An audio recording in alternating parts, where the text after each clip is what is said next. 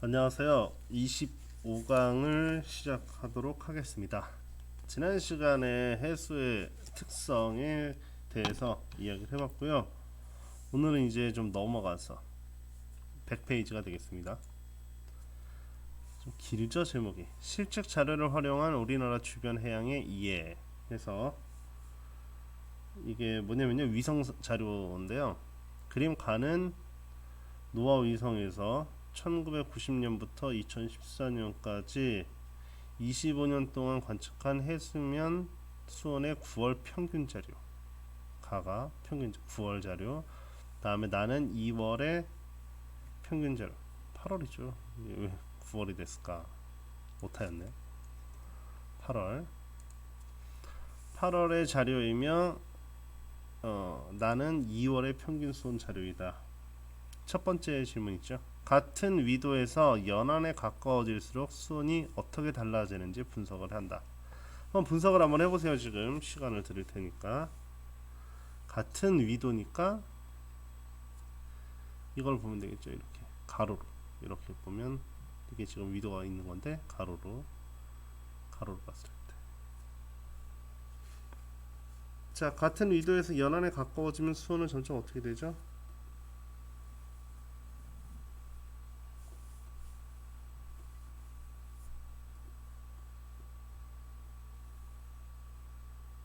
연안에 가까워질수록 낮아지는 경향이 있죠. 2월과 8월 모두 다.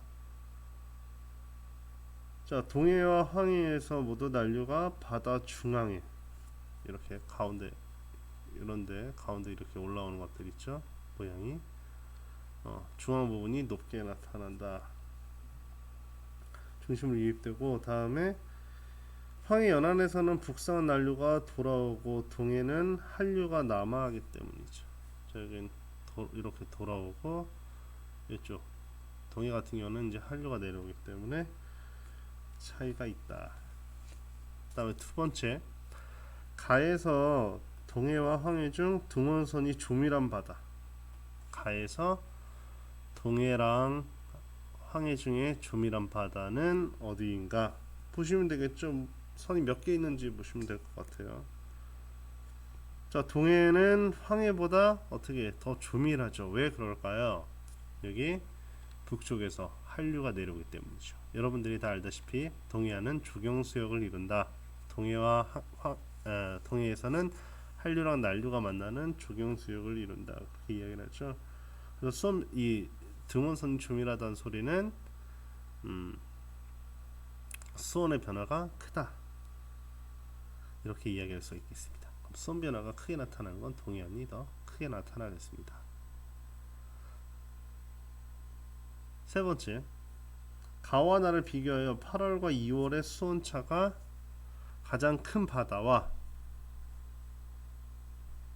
가장 여기 작은이 빠졌네요. 왜 이렇게 오타가 말하는지. 가장 작은 바다가 어디인지 분석한다. 자, 그럼요. 수온차 가장 큰 바다는 어디냐? 가와 나를 비교했을 때 수온차가 가장 큰 데는 당연히 황해가 되겠죠. 그러면 수온차 가장 작은 데는 어딜까요? 수온차가 가장 작은 데는 남해가 되겠죠. 보시는 것처럼. 자, 그래서 우리나라 주변 해역의 이해를 보게 되면요, 이건 교과서 102페이지가 되겠는데요. 2월과 8월의 표준 수온 분포가 되겠습니다. 자, 연중 수온이 가장 높은 곳은 평균적으로 가장 높은 데를 말하는 거죠. 가장 높은 데는 남해가 되죠. 남해가 연중 수온이 가장 높죠. 난류의 영향으로. 연계차가 가장 크게 나타나는 곳은 황해가 되죠. 왜 황해가 될까요? 황해 연계차가 가장 크게 나타나는 이유는 뭘까요? 자, 아무래도 수심이 얕죠. 그 황해 같은 경우는 사실 과거 빙하기 때는 이제 육지로 드러났던 곳인데 지금은 간빙기이기 때문에 지금 바다가 됐었죠. 그래서 황해 같은 경우는 수심이 얕고 물의 양이 적죠. 다음에 이제 물의 양이 적기 때문에 이제 육지에 그 대륙의 영향을 많이 받기 때문에 연교차가 크게 나타날 수가 있는 겁니다. 다음에 남북 방향에서 온도 차이 가장 큰 곳은 당연히 조경수역인 동해가 되겠죠. 참고로 용존산소량은 한류가 더 많다, 수온이 더 낮은 한류가 더 많다 이야기할 수 있습니다. 왜 그러냐? 기체의 용해도는 수온이 낮을수록 증가하기 때문이죠. 그래서 한류에서 용존산소량이 더 많다. 두 번째, 이제 이번 거는 표층 염분인데요. 자, 다 알다시피 8월 달에 염분은 낮아지게 되죠. 왜 그러냐? 여름이다 보니까 강수가 많아지죠. 근데 염분의 감소는 해양 생태계에 위협이 된다. 왜냐면 해양 생태계 이 생물들이 염분이 달라지게 되면 살지 못하게 되겠죠. 그 다음에 염분이 낮아지게 되면 이때는 이제 주로 담수 유입인데요. 담수 유입에 의해서 이제 물속에 녹아 있는 영양염료 중에서 질소를 포함한 질소 화합물들의 양이 갑자기 많아지게 됩니다. 그 다음에 따뜻한 8월이기 때문에 그렇게 되면 갑자기 이제 플랑크톤의 개체수가 급격히 증가하게 되는 적조 현상이 발생이 되는데요. 이 적조 현상은 매우 짧은 시간 동안 플랑크톤의 개체수가 폭발적으로 증가한다. 보통 이렇게 이야기를 해요. 막 짧은 1, 2주 사이에 평소 개체수가 한 뭐 수천 배, 수만 배까지 증가한다고 보통 이야기를 하거든요. 그렇게 되면서 이제 플랑크톤들이 이제 뭐 배출하는 물질들이 해양 생물들에게 영향을 미치고요. 뭐 특히 독성을 띠는 물질들. 그 다음에 이제 이 플랑크톤이 갑자기 증가하고 난 다음에 플랑크톤이 또 이제 오래 살지 못하거든요. 왜냐면 이게 폭발적으로 증가를 했을 때는 살기 좋은 환경이기 때문에 무성 생식을 통해서 이게 빠르게 번식을 했지만 갑자기 많아지면 자기네들끼리 이제 또 살기가 힘들어지면서 다 같이 또 죽습니다. 떼죽음을 당하면 이제 또 이 플랑크톤들이 분해가 되겠죠. 플랑크톤이 분해가 되면 이제 물속에 있는 산소들을 갖다가 많이 소비를 하게 됩니다. 그렇게 되면 이제 물고기들이 숨을 못 쉬고 죽는 그런 현상이 발생해서 생태계에 아주 큰 영향을 미칩니다. 자, 이제 중단은 마무리 이제 끝내어 보겠습니다. 대양의 수온 특징을 보게 되면 수온의 표면 온도는 이제 태양 복사 에너지에서 결정된다고 그랬었죠. 다음에 등원선은 위도와 평행한 경향을 보인다. 지난 시간에 했던 내용이고요. 연지 구조로 세 개의 층이 나오죠. 첫 번째 태양 복사 에너지의 대부분을 흡수하고 오니까, 그다음에 바람에 의한 혼합이니까 혼합층이 되겠습니다. 1번은 혼합층. 2번 수온의 변화가 급격하게 나타나는 안정한 층이니까 수온 약층이 되겠습니다. 마지막으로 심해층은 수온이 낮고 온도 변화가 거의 없다. 자, 1번을 보시게 되면 해수면에 입산한 태양 복사 에너지량이 위도에 따라 달라지는 까닭은 지구가 둥글기 구형이기 때문에 위도에 따른 태양 복사 에너지 양이 달라지게 됩니다. 다음에 2번 그림은 깊이에 따른 수온 분포를 나타냈다. ABC의 이름을 쓰고 각 층의 특징을 적어보자. 자, 이건 여러분들도 아마 할 수 있는 거였는데 A가 혼합층, B가 수온 약층, C가 심해층이 되고요. 혼합층은 태양 복사 에너지를 받는 곳이죠. 그 다음에 바람에 의해서 혼합이 되기 때문에 수온 변화가 적고 수온이 가장 높은 곳이 이 혼합층이 되겠습니다. 두 번째 B 수온 약층은 깊이에 따라서 수온 변화가 크죠. 많이 감소를 하죠. 그 다음에 안정한 층이다. 그래서 뭐 에너지와 물질의 이동을 차단한다. 그렇게 얘기를 했었습니다. 세 번째 심해층은 수온이 낮고 가장 낮죠. 다음에 수온 변화가 거의 없는 층이다. 이렇게 기억하시면 될 것 같습니다.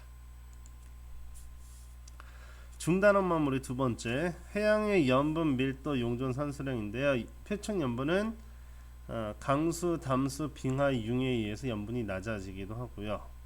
다음에 염분이 증가하는 건 증발량이 크거나 또는 빙하가 많아지는 결빙에 의해서 염분이 증가할 수 있습니다. 밀도.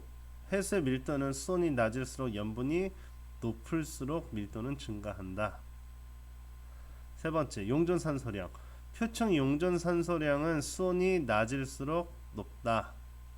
연직 용존산소량은 광합성이 일어나는 표층에서 많고 점점 감소하다가 나중에 다시 심해에서 다시 증가하는 양상을 띠게 됩니다. 3번, 그림은 위도에 따른 이렇게 오타가 많았죠. 용존산소량이 아니라 중단어 마무리가 되겠네요.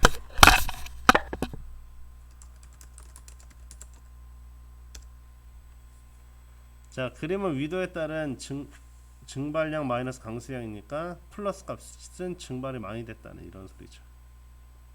염분이 가장 높은 위도는 어디가 되냐? 이 빨간색을 읽으면 되죠. 빨간색 읽으면 대략 30도 부근이 되겠죠. 위도 30도 부근. 증발량 마이너스 강수량이 가장 큰데도 마찬가지로 30도 부근이 됩니다. 그래서 염분이 가장 높다고 볼 수 있죠. 적도가 중위도보다 염분이 낮은 까닭은 저위도 말한 거죠. 염분이 낮은 까닭은 증발량이 강수량보다 많기 때문에.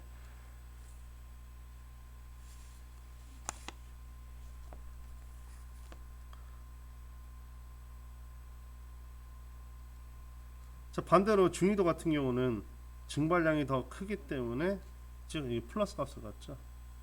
여기 적도로 물어봤죠. 적도는 여기 낮은 이유, 염분이 낮은 이유는 증발량 마이너스 강수량이 0보다 아래쪽에 위치하죠. 즉 강수량이 더 크다 이런 소리가 되겠죠. 다음에 자, 인공위성 관측과 우리나라 주변 해양을 보게 되면 동해는 수온의 남북 변화율이 크고 황해는 수온의 연교차가 크고 남해는 연중 수온이 가장 높다. 표층 염분은 난류가 북상하는 영역에서 염분이 높다. 다음에 양쯔강의 담수 유입 경로에 따라 남해와 황해의 염분이 낮겠죠. 담수 유입이니까. 다음 염분 변화가 크다. 왜냐면 이제 담수 유입이 많이 되면은 염분이 많이 떨어진다. 이런 말이 되겠죠. 인공위성에서 관측한 해수면 온도 자료를 활용하여 동해안에서 조경수역의 위치를 어떻게 알아낼 수가 있냐? 조경수역이라는 건 난류랑 한류가 만나니까 수온 변화가 갑자기 커지는 곳이겠죠. 등원선이 조밀하게 나타나는 지역을 찾아보게 되면 거기가 조경수역이 되겠습니다. 5번, 우리나라 주변 바다의 염분 분포는 여름철과 겨울철 중 언제 낮아지게 되냐? 여름이 낮겠죠. 왜냐면 강수량이 증가하기 때문에. 자, 이렇게 해서 중단원 마무리를 끝냈고요. 이제 질문으로 황해에서 연교차가 가장 크게 나타나는 이유를 리로스글에 답해 주시면 되겠습니다. 아까 이야기했었던 내용인데 강의를 잘 들었으면 어렵지 않게 올릴 수 있을 것 같고요. 자, 모두 수고하셨습니다.